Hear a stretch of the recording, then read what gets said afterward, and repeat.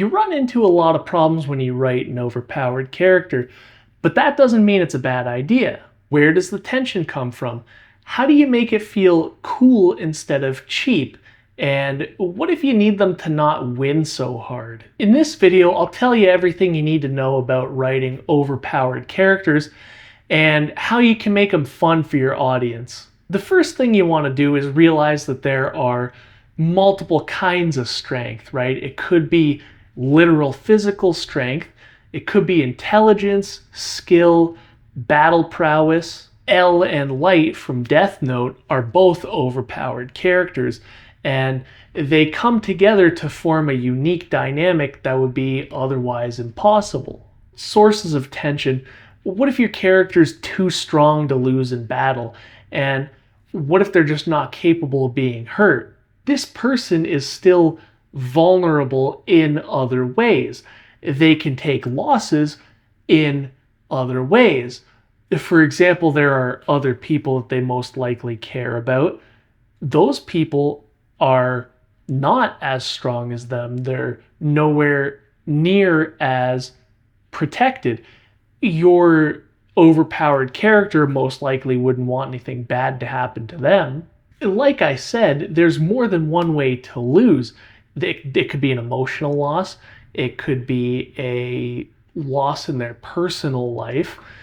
It could be where you put them in a lose-lose scenario where no matter what, there is no winning. Think about Spiderman. He's one of the most powerful characters in fiction, depending on who's writing him. And in a lot of cases, most of his problems are caused by him holding back so that he doesn't straight up kill his villains. Spider-Man still has tension and he still takes losses.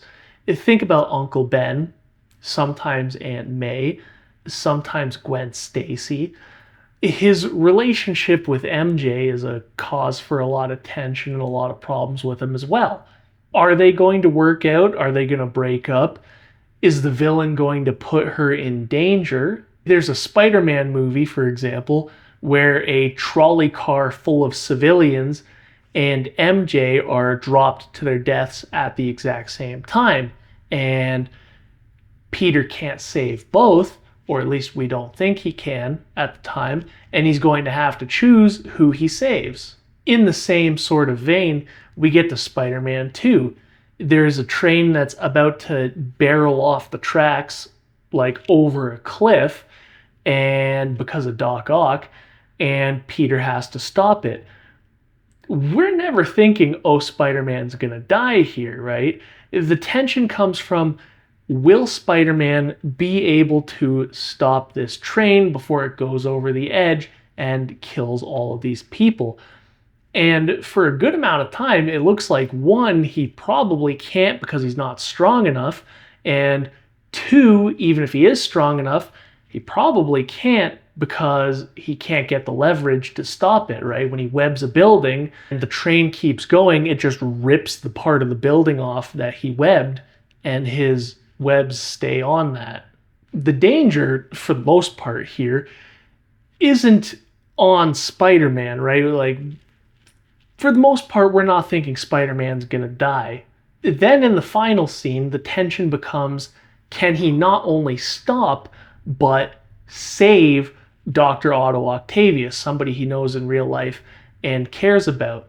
And it echoes in Spider-Man 1 when he's trying to save the Green Goblin, who is his best friend's dad. And, is he gonna be able to do it? Is he not? Who knows at this point? Now, this version of Spider-Man from the original trilogy is not anywhere near comic book Spider-Man strong, but they handle him in a way that makes it so that things would work if he was comic book strong.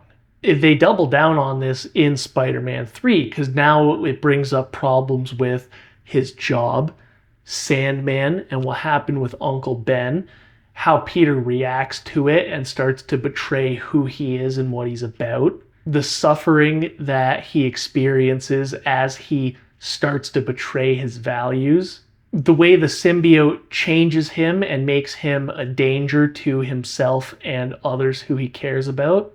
Harry Osborn becoming the Hobgoblin is a direct result of Peter's actions in the first two movies, and coming to terms with that is a big, huge part of this third movie. They also create very powerful villains who could be reasonably assumed to be a threat to him. Moving away from Spider-Man, in The Dark Knight, the Joker kidnaps Harvey Dent and his love interest, Rachel. So both Harvey and Batman are in love with Rachel. They are both sort of suitors, or at least Bruce Wayne is, not Batman per se. And quick side note, right? 3 points. Harvey, Rachel, Bruce Wayne, triangle. That is a love triangle. Everybody says it's cliche. Everybody says that they hate it. It is in The Dark Knight. A lot of people consider The Dark Knight to be one of the best movies ever, if not the best. So I know I'm digressing from the current lesson, but don't be too concerned about cliches, right? That right there perfectly proves your execution is way more important than the actual sort of building blocks you use for your story.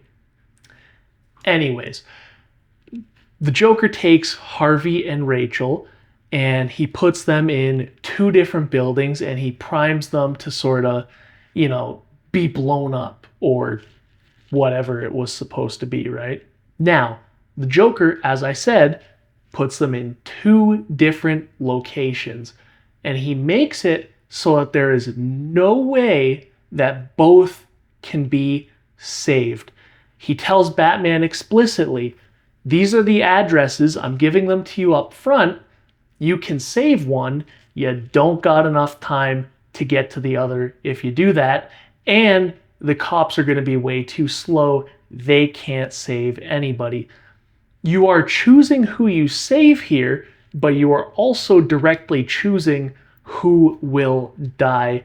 These are the addresses, this is who's here and who's here, make your choice. Now Batman chooses to save Rachel, putting his own feelings over sort of what's better for the city, right? Harvey is more important for the city, justice, bringing all these criminals down and keeping the streets safe. But he chooses his personal love interest, Rachel, instead. He gets to the building, he's about to save her, and then he realizes, hold on, this is Harvey. And it turns out the Joker purposely gave them he purposely gave Batman the wrong addresses. He switched them, right? He said, this is Harvey Dent here, and this is Rachel here, but it was actually Harvey here and Rachel here.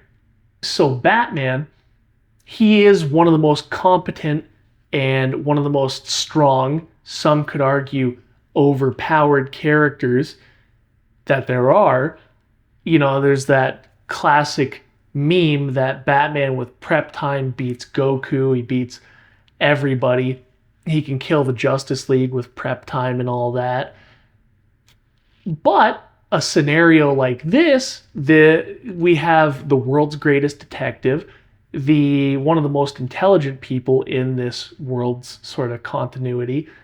He's put in a scenario where he cannot win no matter what. His brain, as well as his prowess, are his 2 best features, and here he is being absolutely hopelessly outmaneuvered. Not only was Batman in a lose-lose scenario where there was no right choice, he sort of threw away the ideal of the greater good and chose the person that he liked more, that he cared about more. And then when he got there, the person he decided meant more to him wasn't even there. So he sort of betrayed those values for nothing. He gets nothing out of it. And the person the Joker doing it that way guaranteed that whoever Batman cared more about was the one to die. Let your characters have internal struggles, identity, values, emotional stuff, and, you know, think about the whole picture, right? It's an all-encompassing thing. Just try to think about other options you've got.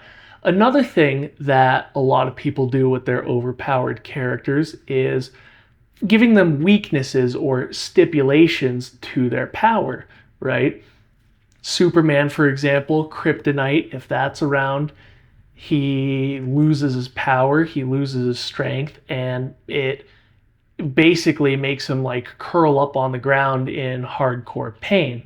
Red kryptonite will make him a normal guy while he's under the lights.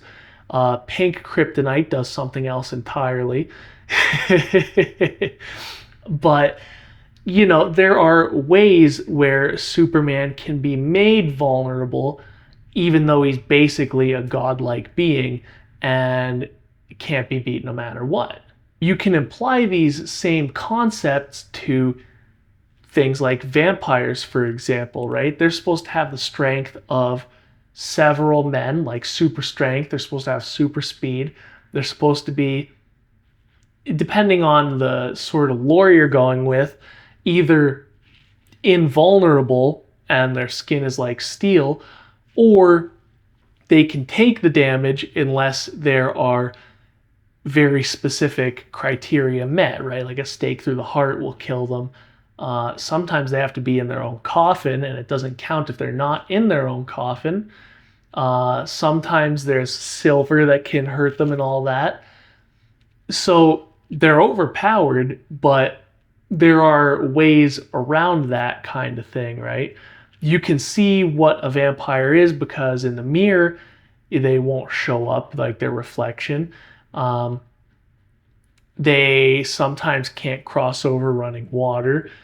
Sometimes, and they pretty much can never be out in the sun or else they will die.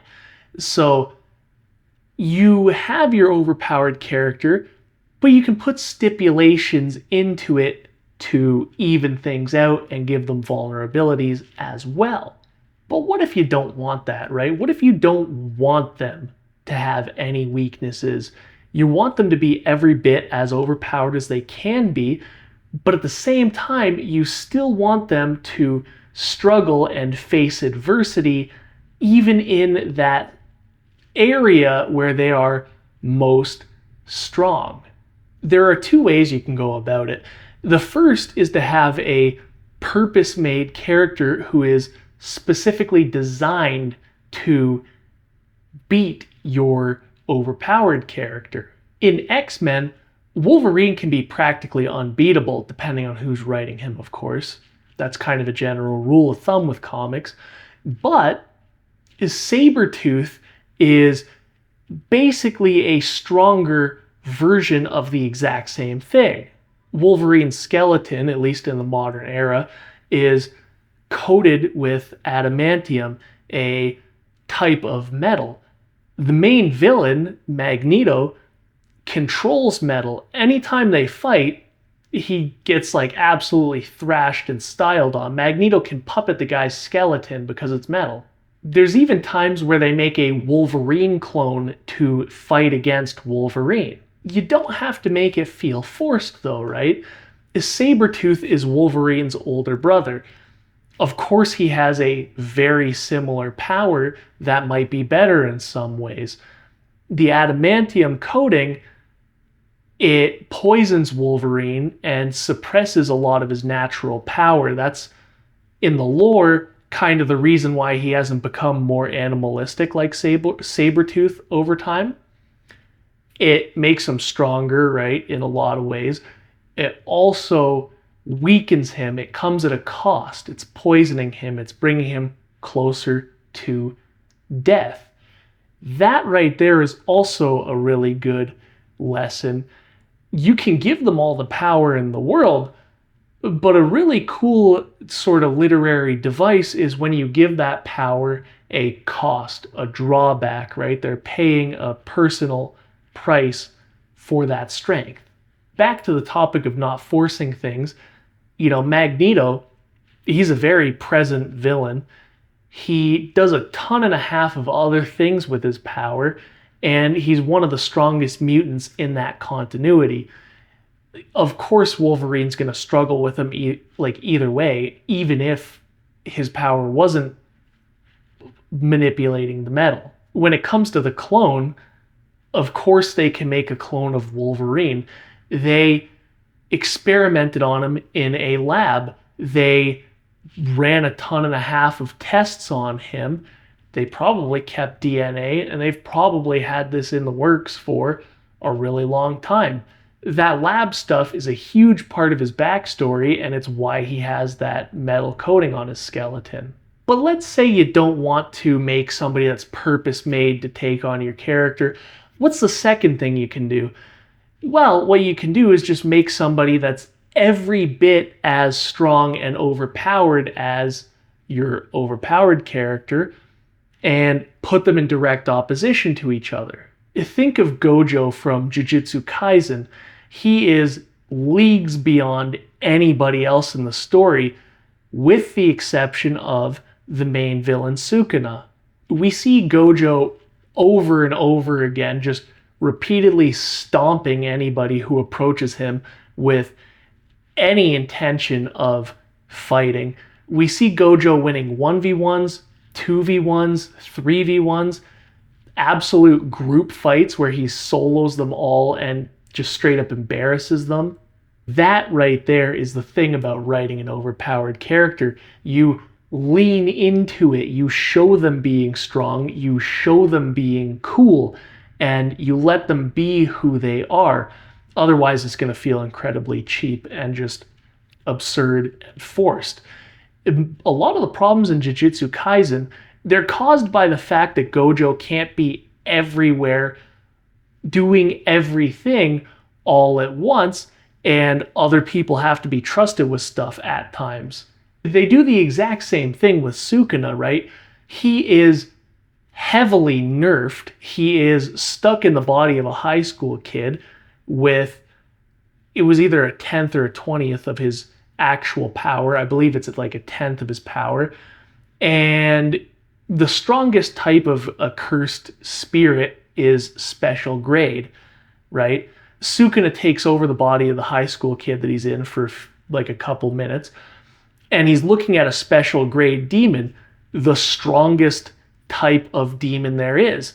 And he's personally offended at how weak it is. He's like, oh wow, look at you. You're the same classification as me, and you're this pathetic. And he goes and fights it.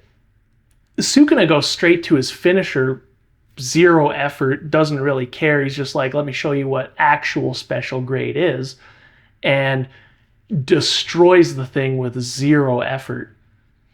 That is cool. That is overpowered. He says to the audience as they're watching, yeah, this thing is the strongest category. Now watch how I make it look pathetic, right? You know that when Gojo and Sukuna end up fighting, because it'd be an absolute massive missed opportunity if they don't, you know that when Gojo and Sukuna end up fighting, it's going to be incredible, right? And it's working up, it's building everything. They lean right into it and they make the art the best it can be. That's how you handle your character. If you set things up that way, you're going to have an unforgettable, overpowered character and an unforgettable, overpowered villain. Another good example of this is John Wick. The movies build him up as this absolutely incredible super assassin, and he delivers the whole way through. Then, instead of continuing on the same note over and over and over again, they bring in people that are just as strong and just as incredible as him to fight. That's all I have for today. So, as always, if you have a question, make sure to leave it down in the comment section below. And don't forget to like and subscribe.